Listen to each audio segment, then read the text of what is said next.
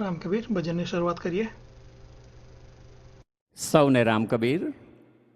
ગૌરવવંતા ભક્ત સમાજના આપણે સૌ ભાગ્યશાળી ભક્તજનો છીએ. કારણ કે આપણે જ્યારે પણ એકબીજાને મળીએ છીએ ત્યારે આપણે રામ કબીર કહીને આપણે આપણા આરાધ્ય ભગવાન શ્રી રામ અને આપણા સદગુરુ સંત શ્રી કબીરજી બંનેને યાદ કરીએ છીએ. રામ કબીરનું ઉચ્ચારણ કે મનન આપણામાં માંગલિક અને આધ્યાત્મિક ભાવ લાવે છે અને આપણને એકબીજાની નજીક રાખે છે, જેના થકી આપણે સુખમાં કે દુઃખમાં, મંગલ કે અમંગલ પ્રસંગોમાં એકબીજાનો સહારો બનીએ છીએ. આપણે સૌ ભક્તથી ઓળખાઈએ છીએ. તો ભક્ત કોને કહેવાય? જે ભક્તિ કે ભજન કરે તે ભક્ત. તો ભક્તિ એટલે શું? ભક્તિનો અર્થ છે ઈશ્વર પ્રત્યેનો અતૂટ પ્રેમ, સમર્પણ અને શ્રદ્ધા. ભક્તિ શબ્દની ઉત્પત્તિ એક સંસ્કૃત શબ્દ ભજ ધાતુથી થઈ છે, જેનો અર્થ છે સેવા કરવી અથવા ભજવું.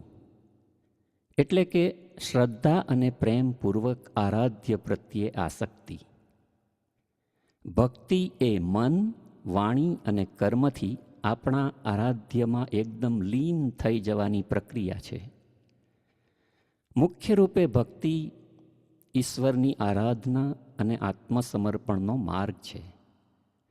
ભક્તિ એ સૌથી મોટી શક્તિ છે. 3 દિવસ પહેલાં જ આપણે સૌ ભક્તજનોએ આપણા આરાધ્ય ભગવાન શ્રી રામની જન્મ જયંતિ રામનવમીની ભક્તિ અને ભજન દ્વારા ભાવથી ઉજવણી કરી. અને હવે 4 દિવસ પછી ભગવાન શ્રી રામના પરમ ભક્ત શ્રી હનુમાનની જન્મ જયંતિ આવે છે. તો આ પ્રસંગે હું આજના કબીર વિઝડમની શરૂઆત આ ભજનથી કરું છું. લગભગ 2 મહિના પહેલાં મેં આ ભજન અમારી ભારત યાત્રા દરમિયાન અયોધ્યા મુકામે સરયુ નદીના કિનારે પહેલી વાર સાંભળ્યું. તે જ ક્ષણે આ ભજન મારા હૃદયને સ્પર્શી ગયું અને મને આ ભજન શીખવાની અને ગાવાની તાલાવેલી થઈ ગઈ. તો ચાલો, જેના તનમાં, મનમાં, કણ કણમાં અને રોમ રોમમાં રામ સમાયેલા છે, એવા ભગવાન શ્રી રામના પરમ ભક્ત હનુમાનજી સાથે આપણે પણ આ ભજન ગાઈએ.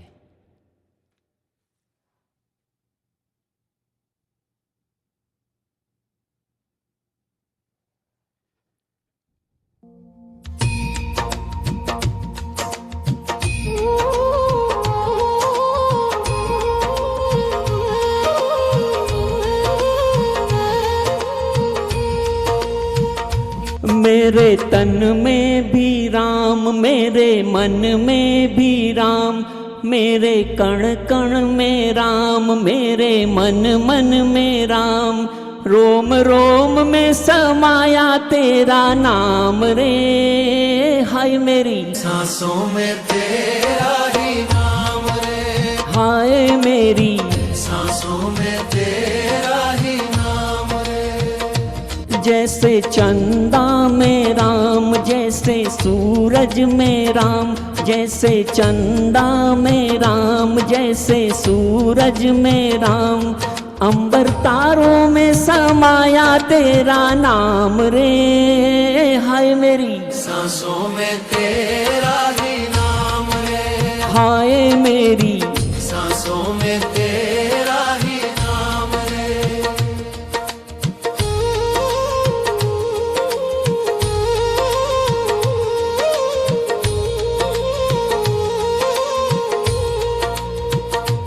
जैसे सीता के राम, जैसे राधा के श्याम, जैसे सीता के राम, जैसे राधा के श्याम, नर नारी में समाया तेरा नाम रे। हाय मेरी सांसों में तेरा ही नाम है, हाय मेरी सांसों में तेरा ही नाम है। मेरे तन में भी राम, मेरे मन में भी राम, मेरे कण कण में राम, मेरे मन मन में राम।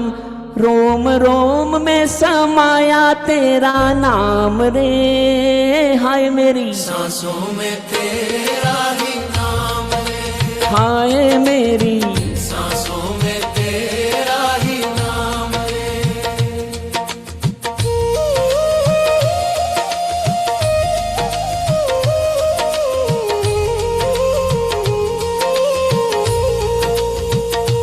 जैसे सबरी के राम, जैसे मीरा के श्याम, जैसे सबरी के राम, जैसे मीरा के श्याम।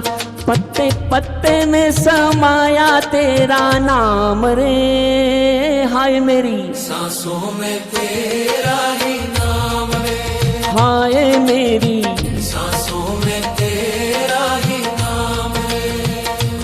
मेरे तन में भी राम, मेरे मन में भी राम, मेरे कण कण में राम, मेरे मन मन में राम। रोम रोम में समाया तेरा नाम रे। हाय मेरी सांसों में तेरा ही नाम है, हाय मेरी सांसों में तेरा ही नाम है। हाय मेरी सांसों में तेरा ही नाम है, हाय मेरी सांसों में तेरा ही नाम रे। રામ કબીર. રામ કબીર. ગિરીશભાઈ, આ રામનવમીના પ્રસંગે તમે જે આધ્યાત્મિક ગીત સંભળાવી, અમને બધાને આધ્યાત્મિક વાતાવરણની અંદર તરબરોળ કરી દેવા બદલ શ્રી રામ કબીર ભક્ત સમાજ ઓફ યુએસએ તથા કબીર વિઝડમ ટીમના તમામ સભ્યો તમારો ઘણો ઘણો ઘણો ઘણો આભાર માને છે. Thank you. આવતા રહેજો. રામ રામ કબીર સર્વ ભક્તજનોને. હેમંત ભક્ત, હું અહીં ચીનો કેલિફોર્નિયાથી આપનું સર્વનું રવિવારે સવારે કબીર વિઝડમ ટીમની અંદર આ પ્રોગ્રામમાં કબીર વિઝડમના સ્ટેજ પર સૌનું સ્વાગત કરું છું. આપણે જેમ કે અત્યારે ગિરીશભાઈ બહુ સુંદર ભજનમાં આપણને કહ્યું કે આપણા શ્વાસોશ્વાસમાં, આપણા રોમે રોમમાં, આપણા કણકણમાં, ઇવન જગતમાં સર્વ જગ્યાએ જ્યાં આપણા પ્રભુ વસેલા છે, જે પ્રભુની આપણે ભક્તિ કરીએ છીએ, જે પ્રભુ આપણને જીવનમાં માર્ગદર્શન આપે છે, એ પ્રભુના જન્મદિવસ હમણાં 3 દિવસ પહેલા જ ગયો. એમની આપણે જન્મ જયંતિ બહુ આનંદપૂર્વક અને આપણે એ કંઈક શીખવાના મનથી ઉજવી. અત્યારે હવે આવતા વીકે એમના પરમ ભક્ત શ્રી હનુમાનજી નું જન્મ જયંતિ પણ આવે છે. તો આપણે આપણામાં, આપણા જે ભક્ત લોકોમાં જે ભક્તિભાવ છે, એ ભક્તિભાવ સદાય આગળના આગળ પ્રગતિમય રહે, એ બદલ સર્વને શુભેચ્છા. અને આજના કબીર વિઝડમ ટીમ દ્વારા પ્રસ્તુત આ કબીર વિઝડમનો પ્રોગ્રામ અહીં આગળ વધારીએ છીએ. આજે આપણે સબ્જેક્ટમાં છે કે કબીરજી આપણાને જે શીખવી ગયા છે, એ પ્રભાવથી, એ જ્ઞાનથી આપણે જે આગળ જવાનું છે, એટલે કે આપણે જે કંઈક જોઈએ છે, જે કંઈ અનુભવીએ છીએ, એ વસ્તુમાં થોડો ડિફરન્સ ક્યાં રાખવાનું છે, એ શીખવે છે. અને આમ આપણે જોઈએ તો જગતની અંદર આપણે ઘણી વસ્તુ જોઈએ છીએ અને એ બધાનો આપણે મોટે ભાગે આપણા બધાના અનુભવો સેમ જેવા હોય છે. તો હું પ્રથમ અમારા જે અત્યારે પ્રવાસ થયો 2026માં જાન્યુઆરી અને ફેબ્રુઆરીમાં, એ પ્રવાસ એ ધાર્મિક યાત્રા તરીકે અમે કર્યો. અને એને ધાર્મિક યાત્રા તરીકે હું આજે એક મૂલવણી કરીશ. આ મને એટલા માટે આજે બધાએ પ્રોત્સાહિત કર્યો કે તમે આ પ્રોગ્રામ કરો, કે જેથી તમે એમાં શું જોઈ આવ્યા એનો બીજાને ખબર પડે, અને એ અનુભવો લઈને કોઈક ભવિષ્યમાં પ્રવાસ કરે તો એ પણ તમારા અનુભવોને એમના પ્રવાસના પ્રોગ્રામમાં મૂકે, સમાવેશ કરે. તો એ જ આપણો હેતુ છે કે આજે એવું નથી કે અમે જ કર્યો છે, કે પ્રથમ વાર જ ગયા છે, કે પ્રથમ કે છેલ્લો જ અનુભવ છે. નહીં, આ અમારો અનુભવ એવો છે કે જે અમને દિલથી થાય છે કે કંઈક જે છે એ આપણે પ્રસ્તુત કરીએ. તો પ્રથમ ભારત મુકામે જઈને, અને પ્રથમ તો જેમ કે આપણે ભજનોમાં કાયમ ગાઈએ છીએ અને જુદા જુદા રાગોમાં પણ ગાઈએ છીએ, અને આપણા ભક્ત સમાજ જે સુરત બાજુના છે, કે આપણે જે ગુજરાતના છે, એ લોકોની પ્રથમ લિંક જે આપણા સદગુરુ જોડે જોડે છે એ સ્થળ કબીરવડ. અને કબીરવડની અમે મુલાકાત લીધી. જ્યારે અમે કબીરવડ ગયા, હું પહેલા પણ ગયો હતો ઘણી વાર, પરંતુ આ વખતે અને અત્યારે છેલ્લી 4-5 વખતની જે મારી ભારતની યાત્રા હતી, તે વખતે મારથી કબીરવડ જવાયેલું નહીં. એક બહાનું છે મારી પાસે. ખરેખર તો આ વખતે ગયો પછી મને ખ્યાલ આવ્યો કે, અને ભજનમાં પણ મેં તમને કહ્યું એ પ્રમાણે ગાઈએ છીએ કે કબીરવડની આપણે મુલાકાત લેવી જોઈએ. તો મને થયું કે યસ, આપણે કબીરવડની મુલાકાત લેવી જોઈએ. જ્યારે કબીરવડમાં નર્મદાના આ બાજુના કિનારેથી પેલા કિનારે જતા જે અનુભવ થયો, મને મારું બચપણમાં જ્યારે જતા તે યાદ આવી ગયું. આખો જે ઉત્સાહ હતો ત્યારે, કે સગા સંબંધીઓ સાથે આપણે જતા, અને ત્યાં જઈને કબીરજીના દર્શન, કબીરવડના દર્શન, આપણે જે ત્યાં ગાદી પર બેઠા છે એ એમના દર્શન, એ બધા આપણને આમ હૃદયથી ભાવ વિભોર કરી દે છે કે યસ, આ જગ્યાએ આપણે કબીરજી જોડે એક લિંક કરીએ છીએ. આપણા સદગુરુ કબીરજી આપણા માટે એ દ્વાર ખોલે છે જેમાં આજ સુધી આપણે પ્રવાસ કરીને આવ્યા છે. આ જેના થકી આપણું જીવન આગળ ચાલે છે. અને એ ભક્તિમય ભાવ મેં કબીરવડમાં મને મળ્યો. કબીરવડની અંદર આમ તો દર વખતે બધા આપણે જોવા જઈએ,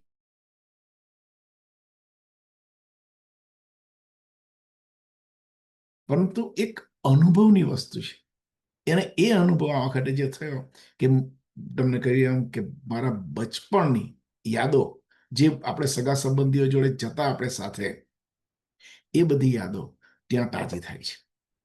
તો એક કબીરવડ નું એક અદ્ભુત અનુભવ લઈને, અને આમ એવું માઇન્ડ સેટિંગ થઈ ગયું કે માત્ર ને માત્ર હું ત્યાં જોવા, કે ત્યાં ફરવા, કે ત્યાં કંઈ ખાવા કે જમવા જતો નથી.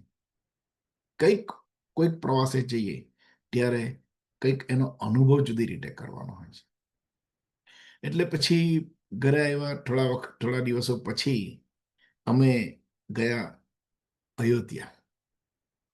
અને એ અયોધ્યામાં જ્યારે અમે સવારની પરમાં, અમારું 8 વાગ્યાનું લેન્ડિંગ હતું, તો પ્લેનમાંથી જેવું અયોધ્યા જોયું, આમ શું વાત કરું કે જે અયોધ્યા પર જે વિહંગ આપણે ઉપરથી જે દર્શન થયા અમને, એ એક અંદરથી એવી કંપારી જેવું છૂટી ગયું કે જે શહેરને અમે જોવા ઈચ્છતા હતા એને આવી ગયા.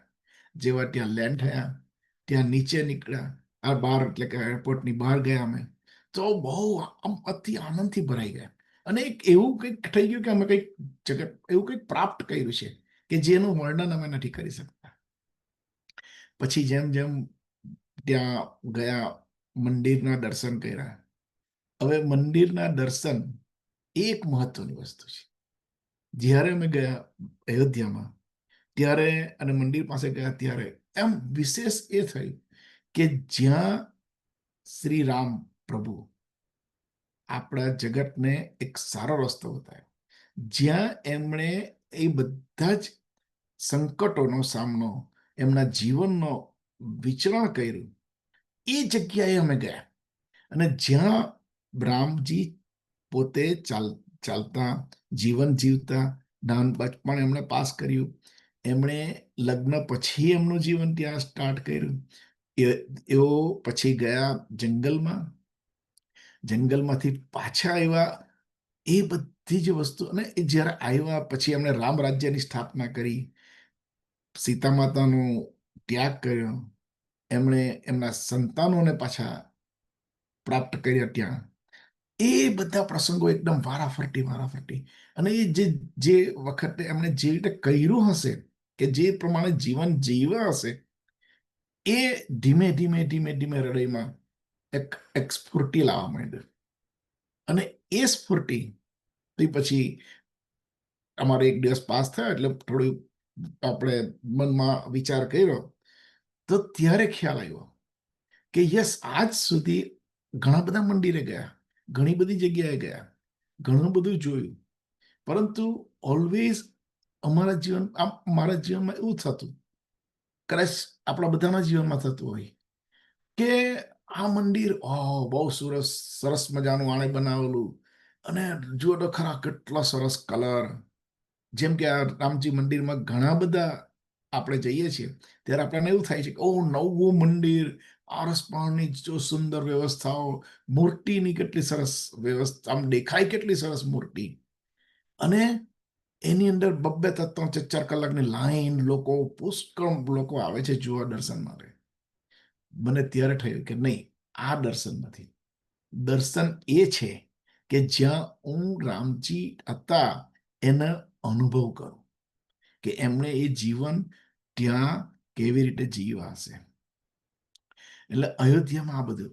પછી અમે થોડું ગાઈડને કરેલા અને ગાઈડ જોડે વાતો કરી, તો ઘણું બધું જાણવા મળ્યું કે અયોધ્યાની અંદર રામ ભગવાન એ તો જન્મ હતા જ, પરંતુ આખું એમણે રઘુનાથ, જે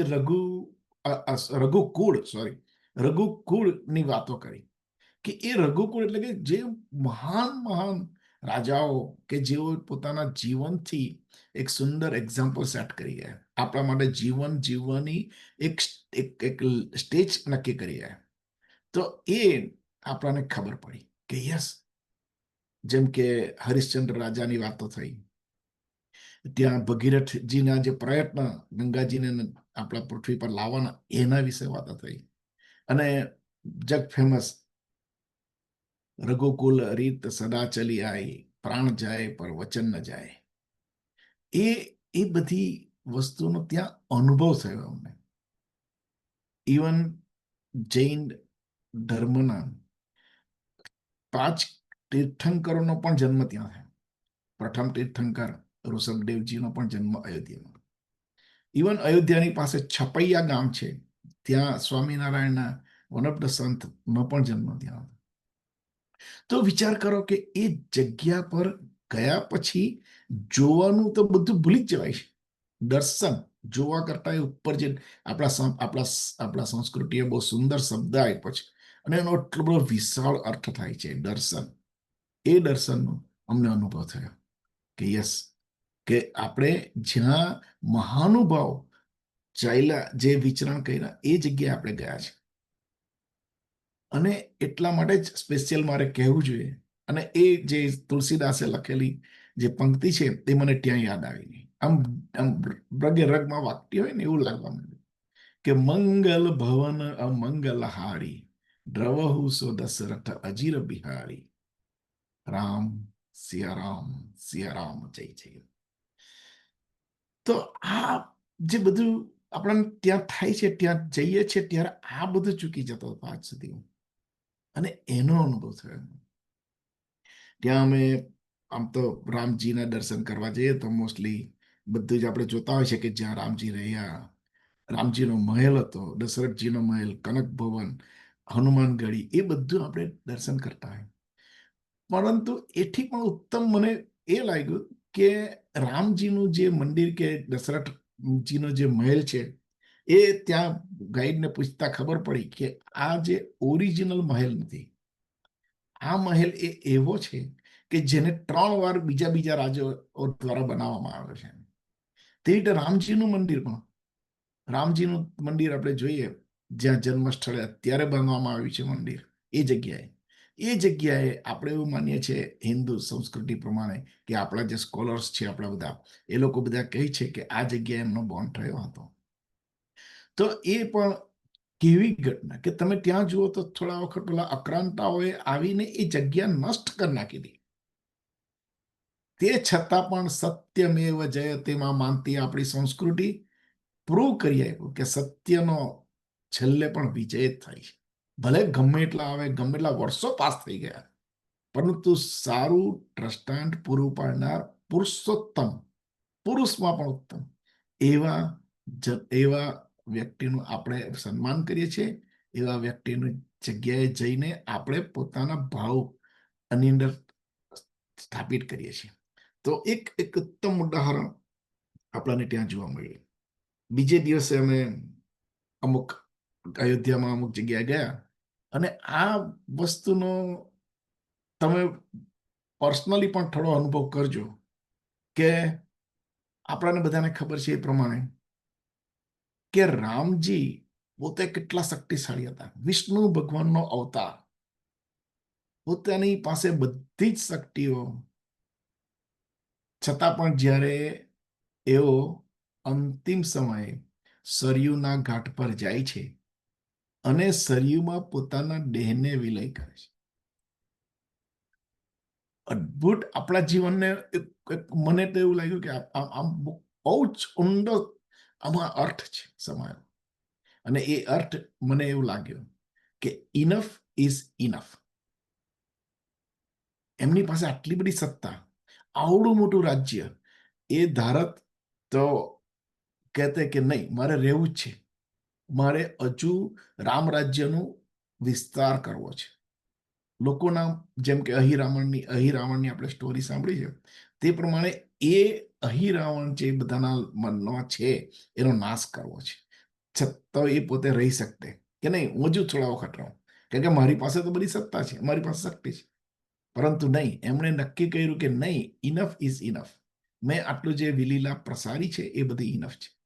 આપણે કૌટુંબિક કે સંસારિક કારણો જોવા જઈએ તો આપણે એ પણ જોઈ શકીએ કે એમના જે બાળકો હતા એ હજુ તો એમની પાસે આવ્યા, એમને મળ્યા, હજુ એમની સાથે કોઈક આપણે હવે તો કહે કે હજુ મારે તો મારો બિઝનેસ મારા છોકરાઓને સંભાળવાનો છે, એને બતાવવાનું છે કેવી રીતે બિઝનેસ આગળ લઈએ.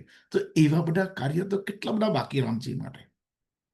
ઇવન એ પણ કહી શકે કે એમના મારા સંતાનોની માતા હવે નથી રહી તો હું જ એકલો છું, તો મારી જવાબદારી છે કે મારે એ લોકોને સારી રીતે ઠેઠામ સેટલ કરવા પડે. આ આપણી સંસારિક આપણી એક્સક્યુઝિસ હોય છે. પરંતુ એમણે ત્યારે વિચાર કર્યો કે કેટલા મનથી એમણે કેટલી ભાવનાથી નક્કી કરવું હશે કે યસ ઇનફ ઇઝ ઇનફ, મારે હવે બસ કરવું છે. અને એમણે પોતાનો દેહ, પોતાની લીલા સમેટી અને પરલોકમાં વૈકુંઠ ધામમાં પાછા નીકળી ગયા. તો આજ આપણને શીખવે છે કે કેવી મોટી વસ્તુ કે જેઓ એ લોકો આપણને કહેવા માંગે છે કે યસ. તો એ પ્રમાણે અમે અયોધ્યાનું સમાપ્ત કરી અને આ જગ્યાએ વિશેષ એક વસ્તુ બધાને કહું કે આપણે કબીર ભક્ત છીએ અને કબીરજીએ એમના જીવનમાં એક ચમત્કાર કરેલો જે બધાને વિશ્વમાં વ્યાખ્યાત છે કે કબીરજી જ્યારે પાસ હવે થઈ ગયા ત્યારે એમણે એમનો દેહ ત્યાગતી વખતે એમણે હિન્દુ મુસ્લિમમાં લડાઈ થઈ એને બંધ શાંત કરવા માટે એમણે ફ્લાવર થઈ ગયા હતા, ફૂલ અને ચાદર. હવે આ જગ્યાનું નામ છે મગહર, કે જ્યાં કબીરજી પોતે ગયેલા, અંતિમ દિવસોમાં પાસ કર્યું હતા એમણે. ઘણી બધી સ્ટોરી છે એમના વિશે, આજે આપણે એના પર નથી વાતો કરવી. ટૂંક સમયમાં આપણે ત્યાંથી જે સંત આવે છે ભગીરથદાસજી, એમને આપણે લાવીશું અને એ મગહરની સ્પેશિયલ સ્ટોરી માટે આપણે એક સેશન લેશું. તો મગરનું મને કેમ ઇમ્પોર્ટન્સ લાગે છે તે, કારણ કે એકવાર પ્રવાસ જ્યારે અમે ચાલુ કર્યો, અમે નક્કી કર્યું કે અયોધ્યા જવું છે અને અયોધ્યાનો પ્રવાસ લેવો છે અમારે. તો અમે અમારા ટ્રાવેલ એજન્ટ જોડે વાત કરી અને એમને કહ્યું કે અમારે જવું છે. તો એમણે બેઝિક પ્રોગ્રામો તો એમને મોકલી આપ્યો કે તમારે અયોધ્યામાં 2 દિવસ રહેવાના, 1 દિવસ અહીંયા, 1 દિવસ અહીંયા, અને પાછું રિટર્ન તમારા થઈ જવાશે 4 દિવસને. પછી અમને લાગ્યું કે નહીં, અમે પછી રિસર્ચ કર્યું, અમે બેઠા વિચાર કર્યો કે આમાં આપણે કઈ કઈ જગ્યાએ જવું છે એ પણ નક્કી કરો. તો જોતા જોતા અમને ઘણા સંતોને પણ મેં ત્યાં ફોન કર્યો. તો એ લોકોથી જાણવા મળ્યું કે જો હું વારાણસી આવું અને પછી આપણે કબીરજી જ્યાં અંતિમ શ્વાસ લીધા એ જગ્યાએ જાઉં મગહરમાં, તો મને 5 કલાક થાય ઉપર જતા, જેથી ઘણા ટ્રાવેલ એજન્ટ ના જ કહેતા હતા. અમે અને બધા સંતોના માર્ગદર્શનથી અમે ગૂગલ મેપ જોયો અને અમે ટ્રાવેલ એજન્ટને પણ કહ્યું કે તમે જુઓ તો મગહર અયોધ્યાની બાજુમાં જ છે, ખાલી 1-1.5 કલાકનો રસ્તો છે અને એકદમ ચચ્ચાર લેનનો રસ્તો છે. બહુ સુંદર, બહુ સારી રીતે શાંતિથી જવાય એવો રસ્તો છે. એટલે પછી અમે ઇન્સિસ્ટ કર્યું કે નહીં, અમારે તો અયોધ્યાથી જ મગહર જવું છે, કે જેથી આખો દિવસ અમારો બચી જાય. અને અમારા ટ્રાવેલ એજન્ટે પણ રિસર્ચ કર્યું અને એમણે પણ અમને બતાવ્યું કે યસ, આપણે એવી રીતે વ્યવસ્થા કરીએ. અમે ગયા ત્યાં અયોધ્યાથી મગહર, અને મગહરમાં પણ જ્યારે આ જગ્યાના દર્શન કર્યા, ત્યાં અમારે સાથે અમારી એટલે વ્યવસ્થા કરી હતી. ભગીરથ દાસજીના મિત્ર ત્યાં હતા, અરવિંદ દાસજી. એમણે અમારી રાહ જોતા હતા અને જ્યારે અમે મળ્યા તો એમણે એમને આખી ટૂર બધી ત્યાંની જે બધી વાર્તાઓ બેસીને બધું ડિટેલમાં અમને સમજાવ્યું. બહુ અતિ આનંદ છે. એમણે પાછું એ પણ કહ્યું છે કે જે કોઈ જશે અહીંયાથી, અરવિંદ દાસજી એમનું નામ છે, કહેશે તો હું એમ કે બધાને શાંતિથી બધું જ સમજાવ્યું. અને શાંતિથી તમે ત્યાં જે શાંતિનો અનુભવ થાય છે ને, એ વિશેષ છે. એટલે કે મગહર આપણે કબીર ભક્તો અયોધ્યાથી જ જજો, એવું મારી સર્વોને 2 હાથ જોડી નમ્ર વિનંતી છે. કારણ કે આ ઘણા લોકો ચૂકી જાય છે. સો ત્યાં મગહરમાં ગયા. મગહરમાં અમે જોયું તો કબીરજીના સમાધિ હતી. સમાધિ પાસે પણ બેઠા અમે અને સમાધિમાં આ બધી વાતો પણ કરી. સમાધિની બાજુમાં જ એમનું જે એમની પર જે ચાદર હતી, એ ચાદરની કબર બનાવવામાં આવી છે, તેમાં પણ દર્શન કર્યા અમે. ત્યાં પણ ગયા. ત્યાં પણ જે, કારણ કે એ મુસ્લિમ ધર્મના જે અંગીકાર મુસ્લિમ પંથ છે, ત્યાં એ લોકો અત્યારે રક્ષણ કરે છે, પણ છતાં આપણે જઈ શકાય, આપણાથી ત્યાં જોઈ શકાય, બધું અનુભવ કરી શકાય. અને કબીરજીનું કે ખબર નહીં અમારી પર વિશેષ એ હશે, એટલે અમે જે દિવસે ગયા તેના ત્રીજે જ દિવસે ખરેખર કબીરજીએ ત્યાં સમાધિ લીધેલી, એટલે કે ત્યાં ફ્લાવર થઈ ગયા હતા. એટલે કે એમની એનિવર્સરી આપણે કહીએ તે પ્રમાણે હતી એ જગ્યાની. તો બધી આનંદ થયો અમને. અને ત્યાં અરવિંદાસજી અમને બીજી એક બહુ સુંદર જગ્યા બતાવી કે ગવર્મેન્ટ દ્વારા નરેન્દ્ર મોદીજી એમના ઉદ્ઘાટનમાં આવ્યા હતા અને એમના દ્વારા એ જગ્યાએ મોટું જ રિસર્ચ સેન્ટર, લાઇબ્રેરી અને ત્યાં એક જેમણે ખાલી સ્ટડી કરવી હોય કબીરજી વિશે, એનું મોટું 55 કરોડના બજેટ દ્વારા બનાવવામાં એક મોટું બિલ્ડિંગ તૈયાર કરવામાં આવ્યું છે. અને જ્યાં આ બધી વ્યવસ્થાઓ એ લોકો પર્યાપ્ત કરે છે. એટલે આ બધું હજી અમને જોવાનો મોકો નથી મળ્યો, લાઇબ્રેરીને બધું, પણ અમે બિલ્ડિંગ જોયું છે. તો આ પણ એક સુંદર મજાનો લાવો છે કે જે કબીરજીના જ્ઞાન થકી આપણે ઓલવેઝ વાતો કરી છે, કબીર વિઝડમના આટલા બધા સેશનો આપણે કરીએ છીએ, તો એમનું મૂળ નોલેજ તો ત્યાંથી આવે છે. અને એમના અંતિમ ઉપદેશો, એના વિશે પણ ઘણી બધી વાતો આપણે સાંભળી. એટલે ઘણાને અગેન વન અરજ સાથે કે અયોધ્યા જાઓ તો મગહર જવાનું ભૂલતા નહીં. હવે આપણે આગળ જઈએ તો પછી અમે ગયા પ્રયાગરાજ. હવે આ પણ એક મેપ દ્વારા જ અમે શોધી કાઢેલું અને એ અમને બહુ ઇન્સિસ્ટ કર્યું કે અમારે ત્યાં જવું જ છે. એવું સ્થળ અયોધ્યા અને પ્રયાગરાજની વચ્ચે જ આવે છે, અને રસ્તા પર જ છે, પાછું રસ્તાથી ખાલી અડધો માઇલ અંદર જવાનું છે. પરંતુ મેં જે ઘણા બધાનો આપણા અભ્યાસ કર્યા એ બધાને કંઈક રીઝનથી એ લોકો ચૂકી ગયા ત્યાં જવાનું. અને એ પણ એક, આમ તો ઘણા બધા જીવનના મહત્વ છે, પણ આ પણ એક જીવનનું એવું મહત્વ છે કે જે મને આમ પેલું એકદમ હૃદયથી લાગી આવ્યું. અને એ તમને કહું તો એ છે નંદીગ્રામ. આ બધાને ખબર જ છે કે રામાયણમાં નંદીગ્રામની અંદર ભરતજી રામ ભગવાનની પાદુકા લાવીને ત્યાં રહેતા હતા. અને ત્યાં પછી એઓ ત્યાં પાદુકાનું દ્વારા આખું રાજ્ય ચલાવતા હતા, જે આપણે અયોધ્યાની આજુબાજુ. તો એ ત્યાં નંદીગ્રામમાં રહેતા હતા. અમને કેમ એ પ્રસંગ, કે અમને કેમ ત્યાં જવાનું વધારે, અને હું તમને પણ કેમ કેમ કેમ જવું જોઈએ એનું કારણ કે ત્યાં તમે આપણાને અગેન એક પ્રસંગ ત્યાંનો છે કે જ્યારે શ્રીલંકામાં યુદ્ધ ચાલતું હતું તો લક્ષ્મણજી બેહોશ થઈ ગયા હતા. લક્ષ્મણજીને બેહોશ તો એમને હોશમાં લાવવા માટે સંજીવની બુટ્ટીની જરૂર પડી. અને એ વખતે હનુમાનજી પોતે સંજીવની બુટ્ટી લેવા જાય છે. સંજીવની બુટ્ટી લઈને જ્યારે પાછા આવતા હોય છે તે વખતે ભરતજી નીચે હોય છે અને એ જોઈ છે કે આકાશમાંથી કંઈક કોઈ જાય છે. દેવ આ બાજુ જાય છે, કદાચ મારા પ્રભુ શ્રી રામ. આમ તો એમના ભાઈ હતા, પરંતુ એ પોતે પ્રભુ જ માનતા.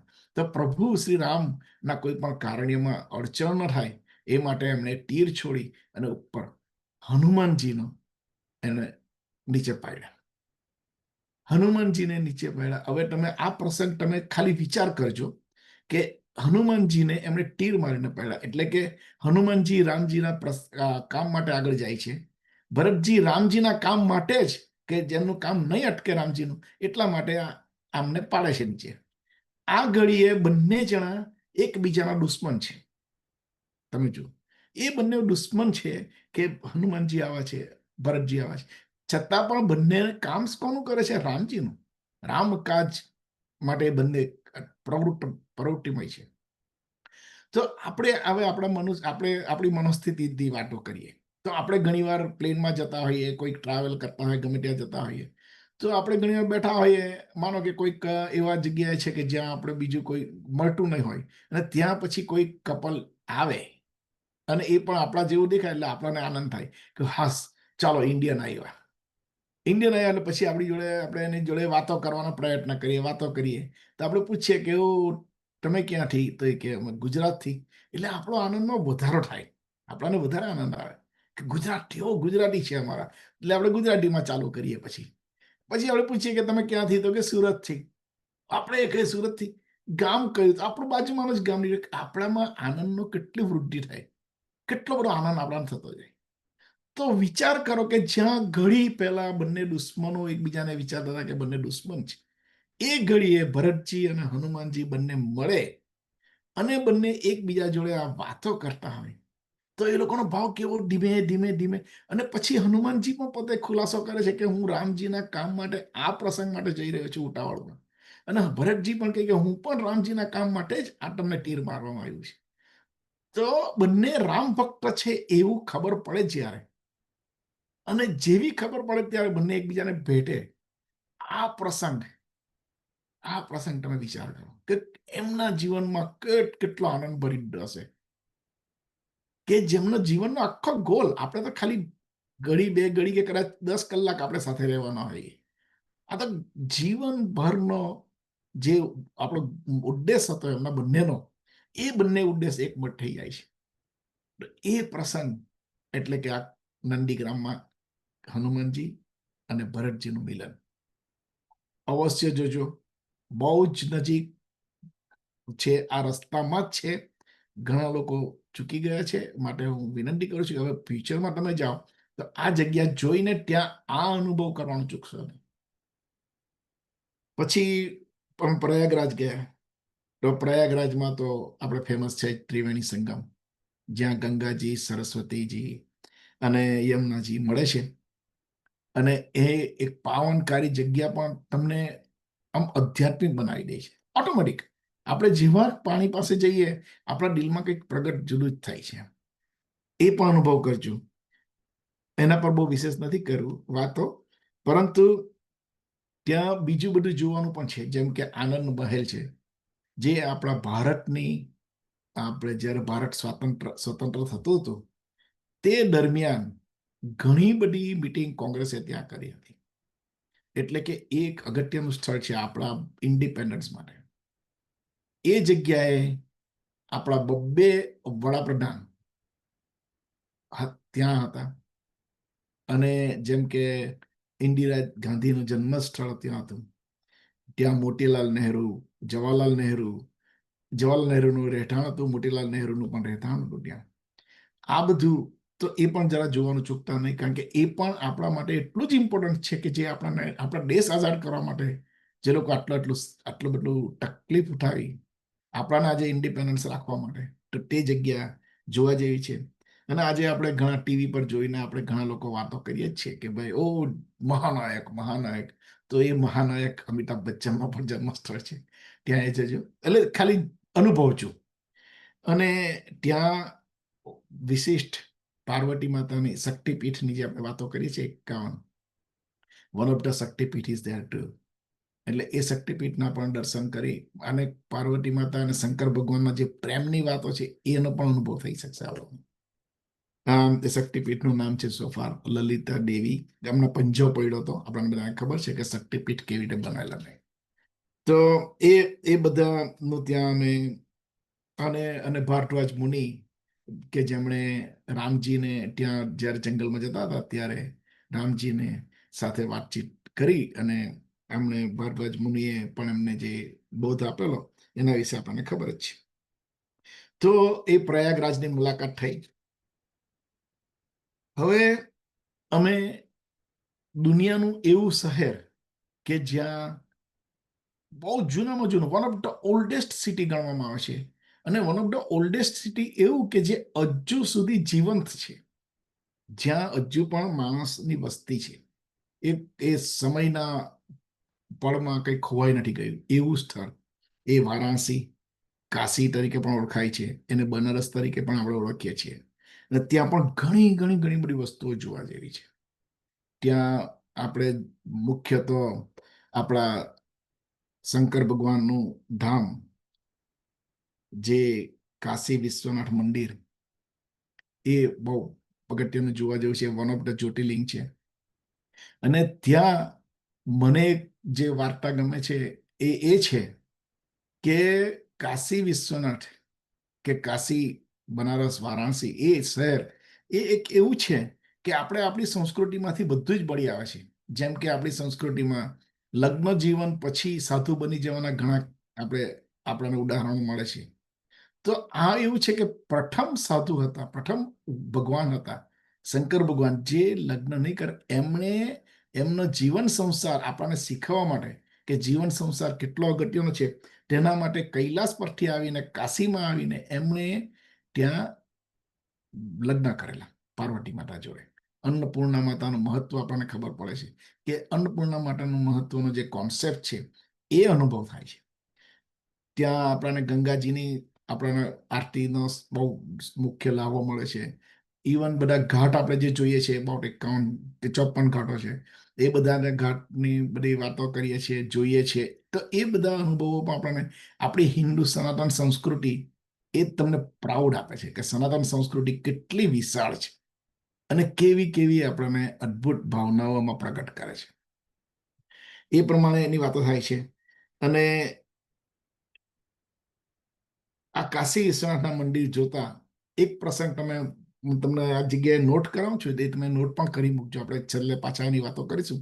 અને એ છે કાશી વિશ્વનાથ મંદિરની અંદર જ્ઞાનવાપી પીઠ, જ્ઞાનવાપી મંદિર એમ પણ કહેવામાં આવે છે.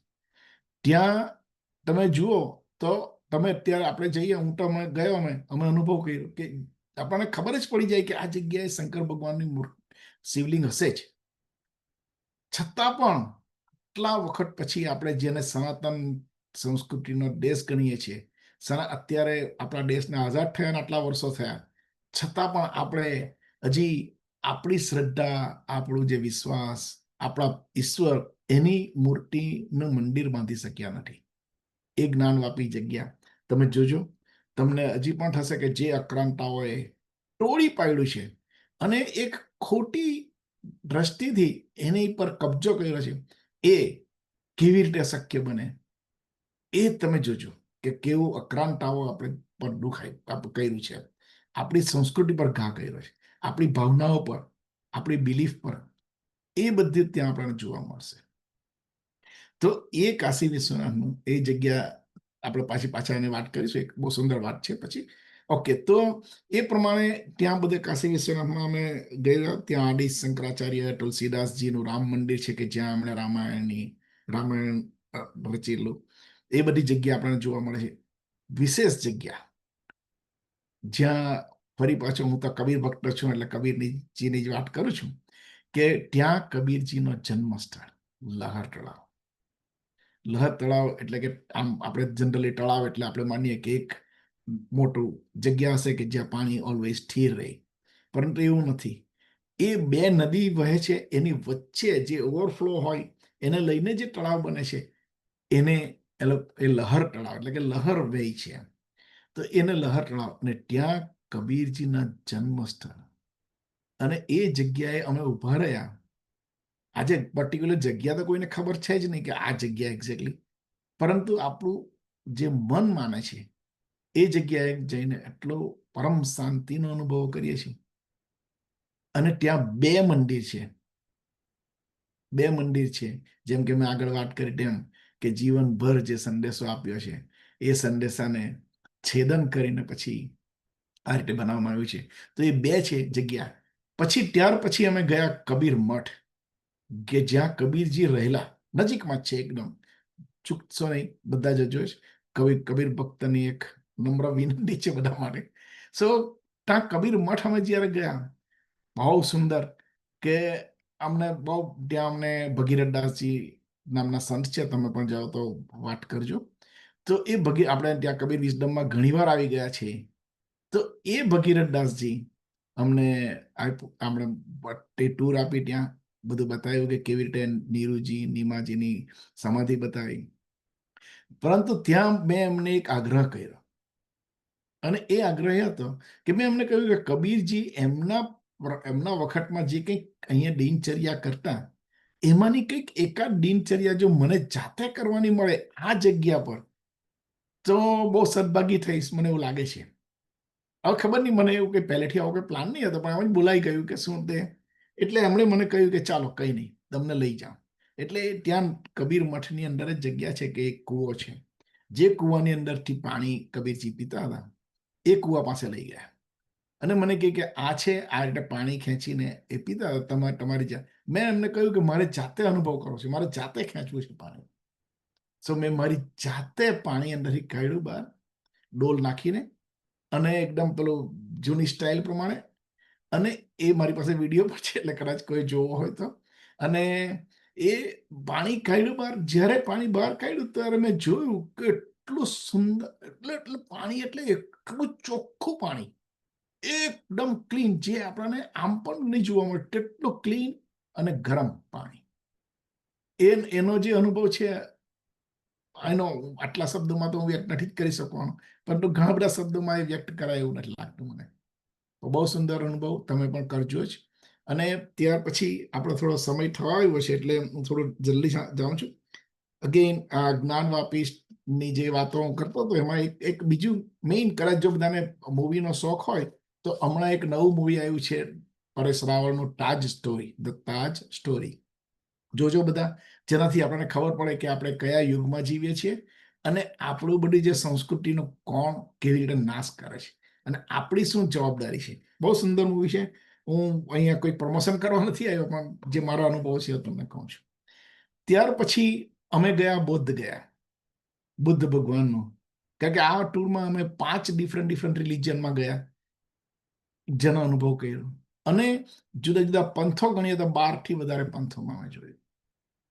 તો બુદ્ધ ગયા પણ એક સુંદર મજાનું સ્થળ છે કે જ્યાં જીવન સંસાર ચાલુ કર્યા પછી જ્યારે એઓ સંસારનો ત્યાગ કરીને લોકોના માટે, કે લોકો જીવનભર આ દુઃખ કેમ પડે છે એમને, એનું નિરાકરણ લાવી શકે, એના સમજી શકે, એના માટે બહુ સુંદર એમણે જીવનનો ઉપયોગ કર્યો છે ને એ આપણને ત્યાં જોવા મળે છે. અને બોધ ગયામાં જે બોધી ટ્રી છે એની પણ બહુ સુંદર વાર્તાઓ છે. થોડો સમય આજે થવા આવ્યો છે એટલે હું થોડો જોરમાં ફાસ્ટ થોડો જાઉં છું, પરંતુ સમય મળીએ કે આપણે કોઈક વાર જાણવાની ઈચ્છા તો ફીલ ફ્રી ટુ કોન્ટેક્ટ મી. અગેન ત્યાં બોધી જે પીપળાનું વૃક્ષ છે ત્યાં સુજાતા માતાએ જે ખીર આપે છે, અને ત્યાં વિશેષ મેં સાંભળ્યું છે, થોડું રિસર્ચ કરતા ખબર પડી કે જવાહરલાલ નહેરુએ જ્યારે ભારત દેશ આઝાદ થયો ત્યારે બુદ્ધ ભગવાનના જે ભક્ત દેશો હતા, જેમ કે નેપાળ, ભૂતાન, આપણે ઇન્ડોનેશિયા, થાઈલેન્ડ, ચાઇના, જાપાન, એ બધાને રિક્વેસ્ટ કરી કે તમારે લોકોએ જો મંદિર બનાવવું હોય બુદ્ધ ભગવાનનું તમારા બિલીફ પ્રમાણે, તો તમે આવો, અમે તમને જગ્યા. અને તે જગ્યાએ બધા જ મંદિરો છે આ જુદા જુદા દેશો. જજો બહુ સુંદર રીતે બીજા બધા ભક્તો પણ કેવી રીતે કરે છે, બીજા બધા પણ કેવી રીતે પ્રાર્થના કરે છે. કારણ કે બુદ્ધ ભગવાનનું ટેમ્પલ અહીંયા લોસ એન્જલિસમાં પણ છે, બહુ સુંદર છે. ઘણા ટેમ્પલ છે, એકચ્યુઅલી વન નથી, પરંતુ બહુ સુંદર છે. એને પણ અનુભવવા જેવું છે. તો ટાઈમ હોય ત્યારે જજો. ત્યાર પછી એક અગેન પેલી જે જ્ઞાનવાપીની વાત કરી એવી જ એક બીજી વાત ત્યાં અમે ગયા, ને એ છે આપણા બધાને દિલમાં લાગી જાય. ત્યાં જાય પછી તમને વધારે દુઃખ થાય એ દુઃખ અપાવતી સ્ટોરી, એટલે કે જગ્યા, એટલે કે તેને નાલંદા યુનિવર્સિટી કહેવામાં આવે છે. નાલંદા યુનિવર્સિટી કે જ્યાં આપણું કેટલું બધું સનાતન સંસ્કૃતિનું જ્ઞાન હતું. વિચાર કરો કે એ જ્ઞાન જો હજુ જીવતું હોત તો આપણે આપણી સંસ્કૃતિ ક્યાં જત. આજે પણ આપણે we are one of the best in the world. અને એનાથી તમે વિચાર કરો કે એ નાલંદા યુનિવર્સિટીથી કેટલું બધું જ્ઞાન નષ્ટ કરવામાં આવ્યું હતું. એ આપણે જે આક્રાંતાઓ હતા એ લોકો આક્રાંતા. અને ત્યાર પછી એનું જે શોધન કર્યું કે ભાઈ એ જગ્યાએ નાલંદા યુનિવર્સિટી હતી, એ તમે સાંભળો તો તમને જો વધારે તમને ખ્યાલ આવે કે યસ, આપણે એક એવી જગ્યા ખોવી બેઠા છીએ કે એવી જગ્યા આપણે યાદ નથી કરતા, કે એવી જગ્યા આપણે ભૂતકાળમાં ખોવી છે કે જેનો આપણને વસવસો આવવો જોઈએ. અને એ જગ્યા છે નાલંદા યુનિવર્સિટી. અમે નાલંદા યુનિવર્સિટી પણ ગયા, રાજગીર પણ ગયા. ત્યાં પણ ઘણા બધા ઐતિહાસિક સ્થળ છે કે જે અનુભવવા જેવા છે. ત્યાર પછી અમે ગયા જૈન તીર્થંકર મહાવીર ભગવાનના જન્મસ્થળ કુંડલપુર. કુંડલપુરમાં બહુ અદ્ભુત અમને દર્શન થયા. કુંડલપુરમાં પણ એક આધ્યાત્મિક આપણને બહુ સુંદર રીતે આપણને કંઈક પ્રોત્સાહિત કે આપણને કંઈક શીખવાનું મળે જીવનમાં. આમ તો આપણે ઘણા બધા આપણા ભક્ત સમાજમાં પણ આપણે બધા જ મહાવીર ભગવાનના રસ્તાને પણ જાણીએ છીએ. તો એ કુંડલપુર, અને કુંડલપુરથી અમે ગયા પાવાપુરી. વચ્ચે હું એક જગ્યા તમને બતાવવાનું ભૂલી ગયો કે બુદ્ધ ભગવાને એમનો પ્રથમ ઉપદેશ આપ્યો એ સારનાથ પણ ગયા હતા અમે. સારનાથ પણ એ પ્રથમ ઉપદેશની જગ્યા હતી. કબીરજીના લાસ્ટ ઉપદેશ જ્યાં મગહરમાં ત્યાં પણ ગયા હતા. તે જ રીતે અહીં મહાવીર ભગવાન જ્યારે છેલ્લો ઉપદેશ આપ્યો એમના દેહના સમાધિ કરતા પહેલા, એ જગ્યા પણ અમે ગયા. અને પાવાપુરીમાં, એ નજીકમાં જ જગ્યા છે પાવાપુરીમાં. તો એ પાવાપુરીમાં પણ તમે જે પાવાપુરીની એ જે એમનું જે સમાધિ છે એ તળાવની વચ્ચોવચ્ચ. તો ત્યાં એ પૂછવામાં આવ્યું કે તળાવ હતું ને પછી વચ્ચે આવીને કેવી રીતે એમણે સમાધિ લીધી. તો બહુ સુંદર સ્ટોરી ખબર પડી કે જ્યારે મહાવીર ભગવાને પોતાના દેહનો ત્યાગ કર્યો ત્યાર પછી અહીં મહાવીરજીના ભક્તો આવ્યા, અને એ ભક્તો એક મહાવીરજીના જીવનની યાદ તરીકે ત્યાંથી માટી લીધી. અને એવું કહેવામાં આવે છે કે થોડી થોડી માટી લઈ જતા. તો એ માટી લઈ જતા આજે ત્યાં તળાવ થઈ ગયું છે. તો તમે વિચાર કરો કેટલા ભક્તો આવ્યા હશે ત્યાં, અને કેટલા બધા લોકોના જીવનમાં એમના જ્ઞાન થકી ફાયદો થયો હશે. તો આજે ત્યાં એક મોટું તળાવ થઈ ગયું છે. સો બહુ ઘણી વાતો છે, પણ આજે બહુ ડિટેલમાં નથી જતા. પછી અમે ગયા ગુરુ ગોવિંદ સિંહજી પટના. એમણે પણ એમના શીખ ધર્મના 10મા ગુરુ હતા, નાનક ગુરુદેવના આપણે આ શાખામાં શીખી કરતા હતા, એટલે કે શીખ ધર્મની અંદર. પરંતુ ગુરુ ગોવિંદ સિંહજીના જીવન પ્રસંગ પણ બહુ જાણવા જેવો છે. અને જે આપણને જેમણે હિન્દુ ધર્મને પણ પ્રાઉડ કરાવે એમણે જીવન જીવ્યા છે. અને એ આક્રાંતાઓએ એમને કહ્યું કે જો તમે મુસ્લિમ ધર્મનો અંગીકાર કરો તો અમે તમને ફ્રી કરી દઈએ. તો એમણે એમના શીખ ધર્મ ના છોડવા બદલ એમણે એમના ફાધરને ગુમાવ્યા, એમણે એમના ચાર સંતાનોને ભીતની અંદર ચણી દેતા જોયા, કે જે એમના આંખ સામે થતું હતું. તો વિચાર કરો કે એમણે એમના ધર્મનું કેટલું મહત્વ હશે એમને, છતાંય એમણે મુસ્લિમ ધર્મનો અંગીકાર નથી કર્યો અને એ આક્રાંતાઓના કહેવામાં નથી આવ્યા. એ જ પ્રમાણે એમનો એક પ્રસંગ એવો પણ છે કે લાલ કિલ્લા પર એમણે હિન્દુને પણ ઘણાને બચાવેલા, કે હિન્દુ ધર્મ પણ એ લોકોએ એમણે પણ કહ્યું નથી કે હિન્દુમાંથી શીખ થઈ જાવ, નહીં, હિન્દુ ધર્મને પ્રોત્સાહન માટે એમણે ઘણા કાર્યો કર્યા છે. તો ગુરુ ગોવિંદસિંહજી પટના બહુ સુંદર જગ્યા છે. તમે સુંદરતાની દ્રષ્ટિએ પણ જોઈ શકો છો, ક્યાં અનુભવની દ્રષ્ટિએ આ બધા અનુભવો ત્યાં થઈ શકશે. ત્યાર પછી જેમ આક્રાંતાઓની વાત કરી, પછી અમે ત્યાંથી આવ્યા અને પછી પાછા અમે ગયા દુબઈ, કે જે દુનિયાનું આધુનિક બહુ સુંદરમાં સુંદર શહેર છે. અત્યારે મને બહુ આધુનિક છે અત્યારેની, એટલે અમે ગયા ત્યારથી વાત કરું છું. અત્યારે તો બધાને સમાચારમાં સાંભળ્યા છે કે ભાઈ યુએઈ પર પણ બહુ ખરાબ દ્રષ્ટિ પડી છે અને ઘણું બધું નાશ થઈ ગયું છે ત્યાં પણ, અને અત્યારે ભયમાં જીવે છે. પરંતુ અમે ગયા ત્યારે બધું સર્વસ્થળ બરાબર સરસ હતું. હવે આક્રાંતાઓ અને આ દુબઈ આવ્યા પછી અમે ગયા અબુધાબી, અને અબુધાબીમાં ગયા પછી જે કબીરજી, કે આપણા આખા સનાતન સંસ્કૃતિનું એક નિચોડ છે કે પ્રેમ, એ પ્રેમનો એટલો મોટો અનુભવ કર્યો અમે, એ તમને કહેવા માંગુ છું. એમાં અનુભવમાં એવું હતું કે બધા આક્રાંતાઓ આવી આપણા મંદિર, જેમ કે વારાણસીમાં પણ 76 જેટલા મંદિર તોડ્યા છે એ લોકોએ, એવા દુનિયાભરમાં થાઉઝન્ડ્સ ઓફ મંદિર તોડી નાખ્યા છે. પરંતુ વિચાર કરો કે અબુધાબીની અંદર પ્રમુખ સ્વામી મહારાજ જે સ્વામિનારાયણ પંથ છે, બાપ્સ બોચાસણવાસી અક્ષર પુરુષોત્તમ સંસ્થાનો સ્વામિનારાયણ પંથ છે, એ સ્વામિનારાયણ પંથે અબુધાબીની અંદર સુંદર મજાનું મોટું મંદિર બનાવ્યું છે. અને એ મંદિરની શરૂઆતમાં જ ત્યાંના લોકો એટલે કે ત્યાંના જે રાજા કુટુંબી છે એ પણ બધા આવ્યા હતા. તો આક્રાંતાઓ જ્યાં તોડી નાખીને પોતાની વસ્તુ બનાવે છે ધર્મની, તે જગ્યાએ હિન્દુ સનાતન સંસ્કૃતિ બતાવે છે કે પ્રેમ કેટલો મહત્વનો છે અને પ્રેમથી શું પ્રાપ્ત કરી શકાય, પ્રેમથી એ લોકોનો વિશ્વાસ. અને ત્યાં જે પોતે સો કોલ ઇસ્લામિક રાજ્ય ગણાય છે, ત્યાં પણ એક હિન્દુ સનાતન સંસ્કૃતિનું મોટું વિશાળ ધામ, એ જે પ્રાઉડ આપે છે ને આપણને, કે યસ, પ્રેમથી આપણે ગમે તે અચીવ કરી શકીએ છીએ. આ પ્રેમનું મોટું પ્રતીક છે. આમ તો ચીનો હિલ્સમાં પણ ગયો છું, કે ઘણા બધા મંદિરો જોયા છે બાપ્સના, પરંતુ ત્યાં જે અનુભવ થાય છે મને, અને તમને પણ કદાચ જાઓ તો તમને પણ થશે એવો અનુભવ, પ્રેમનું પૂરેપૂરું તમારું જીવનમાં બતાવે છે કે પ્રેમથી તમે શું અચીવ કરી શકો છો. ત્યાર પછી અમે ગયા, ત્યાં અબુધાબીમાં મસ્જિદ છે, ત્યાં મસ્જિદના મોસ્કના દર્શને બહુ, ત્યાં પણ એક વિશેષ આર્કિટેક્ચર ત્યાંનું જોવા જેવું છે, અને અનુભવ ત્યાં શાંતિનો કરવાનો છે. એટલું શાંત, કેટલું માણસ હોય છે પણ છતાં એ અવાજ સુન, એકદમ તમને શાંતિનો અનુભવ થાય છે.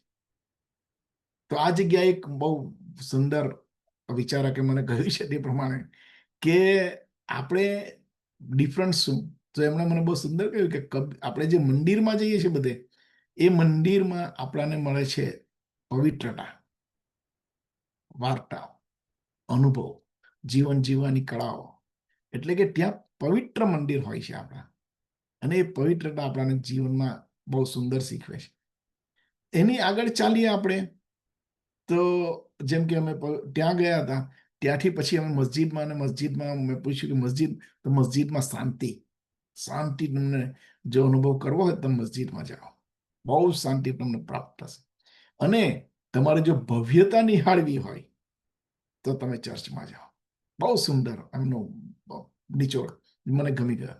આવી રીતે ઘણા બધા છે, પરંતુ આજે આપણો સમય નથી રહ્યો, માટે હું અહીંયા સમાપ્ત કરું છું. પરંતુ બધાને ફરી પાછું કે તમે ત્યાં જાઓ, કોઈ પણ ધાર્મિક સ્થળે જે હું શીખ્યો છું હમણાં, પ્રથમ હું આ વિતરણ નહીં કરતો હતો, હવે મને જીવનમાં થયું અને એ મારામાં બદલાવ હું જો કહી શકું તો આ એક બદલાવ આવ્યો છે કે હવે કોઈ પણ જગ્યાએ જાઉં ત્યાં જગ્યાનો અનુભવ કરો.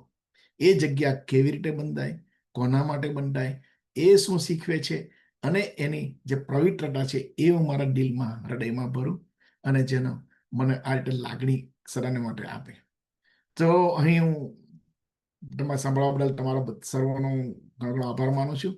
અને આમાં કદાચ તમારે કોઈ જો કંઈક તમારું કોમેન્ટ્સ કરવી હોય તો પ્લીઝ આવો અને આના વિશે કંઈક તમારી કોમેન્ટ આપી અને આપણે સમયસર આ પ્રોગ્રામને આજે બંધ કરીએ. તો કોઈ કાકા તમારે કંઈક કહેવું છે?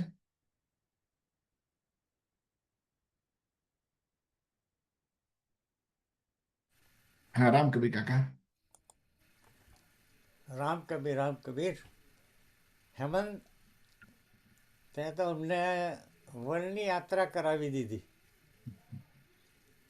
સાથે સાથ ધર્મોનો તે બધું નિચોડ લાવી દીધો. ખૂબ સુંદર તો બધી તારી યાત્રાની વાત જે કરી એ મહત્ત્વની વાત છે, કારણ કે આપણે જે જીવન છે એ જીવન ધર્મની સાથે સંકળાયેલું જ છે. અને ધર્મ શું છે એ જો સમજવું હોય તો આવી યાત્રા, અને તે મુક્ત મને, કોઈ એવું નહીં કે પ્રિજ્યુડાઇઝ, મુક્ત મનથી કરીએ અને પછી એમાં વિચારીએ કે આ સંત પુરુષોએ જે બધું કર્મો કર્યા, જે કર્યું તેનું આ પરિણામ છે અને એ કેટલું સુંદર પરિણામ છે એ તું તે બધી વાત કરી. એટલે જૈન ધર્મ, બુદ્ધ ધર્મ, શીખ ધર્મ અને આપણું કબીરપંથ, એ બધાની તે ખૂબ સુંદર વાતો કરી, સમજ્યો. તો આ જે યાત્રા છે એ આપણી ક્લિન્ઝીનેસ છે. આપણે આપણા જીવનમાં જે બધું ખૂબ જે સમાયેલું છે અર્થ વગરનું, એને આપણે કેવી રીતે રિમૂવ કરીએ.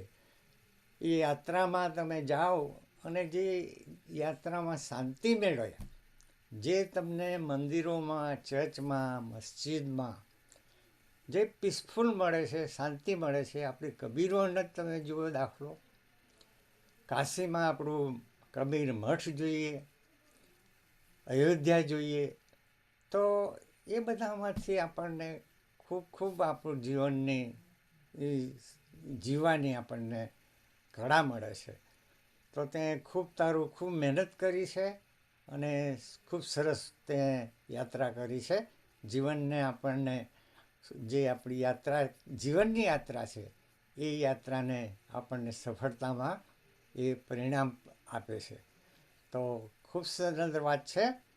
અને આ મગહરની જે વાત કરી, તે કબીર મઠની વાત કરી, કબીર વનની વાત કરી, એ આપણા ધાર્મિક સ્થળો છે. આપણા મૂળ જે છે, આપણા જે વડવાઓ જે એનો અનુભવ કર્યો છે, એમાંથી અત્યારે આપણે એ તીર્થ સ્થળોને આપણે હંમેશા ભોગવવા જોઈએ. જ્યારે જઈએ ત્યારે ત્યાં આપણે યાત્રા કરવી જ જોઈએ. એ હું પણ માનું છું. અને સૌને રામ કબીર. ખૂબ આભાર. રામ કબીર કાકા, થેન્ક યુ. અને આપણો ભક્ત સમાજ તો આ માટે બહુ જ ફાયદામંદ છે. એટલા માટે કે આપણાને આજે જે ધરોહર મળી છે, એ ધરોહર બહુ સુંદર રીતે એનો ઉપયોગ કરીએ આપણે, અને જે જ્ઞાન થકી આપણે જે આગળ આવીએ છીએ અને આપણે જે આપણું જીવન બહુ પૂર્ણતાને આરે આપણે લઈ જઈએ છીએ, તો એ ચાલી રહી. આમ તો મેં તમને કહ્યું આગળ તેમ કે ઘણું બધું આમાં મારે થોડું દોડીને કરવું પડ્યું છે સમયના અભાવે, પરંતુ તમે પોઈન્ટ મારો સમજી ગયા હશો કે અગેઇન એ પોઈન્ટ છે કે અનુભવ. તમે ત્યાં જાઓ, અનુભવ કરો. હું તો એમ કહું છું કે આ વખત થોડું અમે પણ હોમવર્ક કર્યું હતું કે એ જગ્યા વિશે બધું પહેલેથી અમે જોઈ લીધું, વાંચી લીધું, સમજી લીધું. ત્યાં જઈને ગાઈડ પણ બધી જ જગ્યાએ કર્યા, અમને ખબર હતી છતાંય કે નહીં, કારણ કે આપણને થોડી વધારે વિશેષતા આપણને ખબર પડે. અને આપણે ડાયરેક્ટ અયોધ્યાથી મગર ગયા, હવે જો અહીંયાથી પાછું મગર જવાનું હોય તો કદાચ નહીં જવાય, પણ આ ચાન્સ ચૂકી ગયા હોત તો અમને બહુ એ થાત કે ભાઈ અમે આ ખરેખર જે જોવાની જગ્યા હતી એ ભૂલી ગયા, ચૂકી ગયા. તો આટલું કંઈ.